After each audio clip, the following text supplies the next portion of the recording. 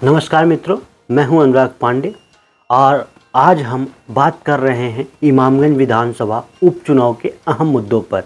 जैसा कि आप सभी जानते हैं, बिहार के पूर्व मुख्यमंत्री और हालिया केंद्रीय मंत्री श्री जीतन राम मांझी जी 2024 के लोकसभा चुनाव में गया संसदीय क्षेत्र से जीत हासिल की और केंद्रीय मंत्री बने।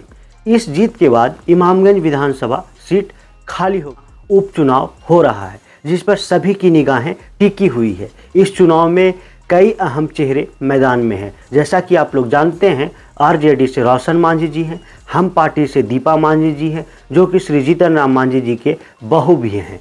जन सुराज से श्री जितेंद्र पासवान जी हैं। अब देखना दिलचस्प होगा कि क्या इस बार जनता वही पुराने चेहरों पर भरोसा करेगी या तीसरे मोर्चे के रूप में उभर रही जन सुराज को मौका देगी। पिछले 15 सालों में उदय नारायण चौधरी में जीतन राम मांझी जी ने इमामगंज का नेतृत्व किया, लेकिन विकास के नाम पर वादा और हकीकत के बीच की दूरी किसी से छिपी हुई नहीं है। इसके दावे हर चुनाव में किए गए, लेकिन जनता आज भी सुविधाओं के अभाव में जीवन जी रही है।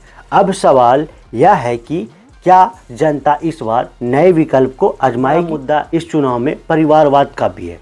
एनडीए गठबंधन हमेशा परिवारवाद का विरोध करता रहा है, लेकिन श्री जीतन राम मांझी जी ने अपनी बहू दीपा मांझी जी को टिकट देकर सवालों के घेरे में आ गए हैं।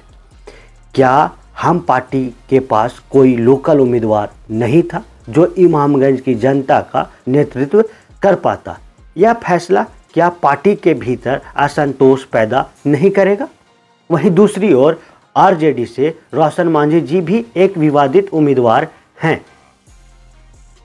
पहले वह जदयू में थे और अब अचानक पार्टी बदलकर आरजेडी से टिकट हासिल कर लेते हैं। कार्यकर्ताओं में भी नाराजगी हो सकती है, जो सालों से पार्टी का झंडा उठाकर काम कर रहे हैं। जन सुराज पार्टी की, जिसे प्रशांत किशोर के नेतृत्व में पेश किया गया है। इस बार जन सुराज के उम्मीदवार जितेंद्र पासवान कड़ी मेहनत कर रहे हैं और जनता से वादा कर रहे हैं कि अगर उन्हें मौका दिया जाता है तो वह इमामगंज का विकास करेंगे।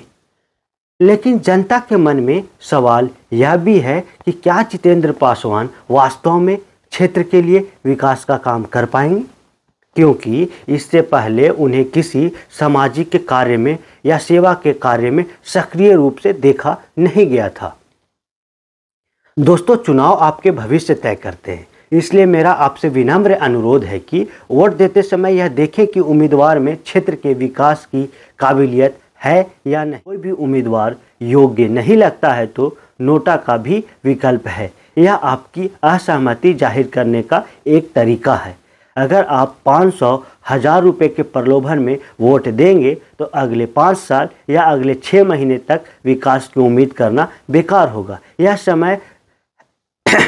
समय है जब हमें अपने बच्चों के भविष्य के बारे में सोचकर सही निर्णय लेना होगा। याद रखें, अगर जनता जागरूक नहीं होगी तो नेता चुनाव के समय वादे करेंगे और चुनाव जीतने के बाद वही हालात में छोड़कर चले जाएंगे। तो मित्रों, यह उपचुनाव सिर्फ एक सीट का चुनाव नहीं है, बल्कि आपके क्षेत्र और समाज के भविष्य का फैसला भी। मतदान के लिए जाएं, एक बार ठंडे दिमाग से यह जरूर सोचें कि कौन उम्मीदवार आपके और आपके बच्चों की भलाई के लिए काम करेगा।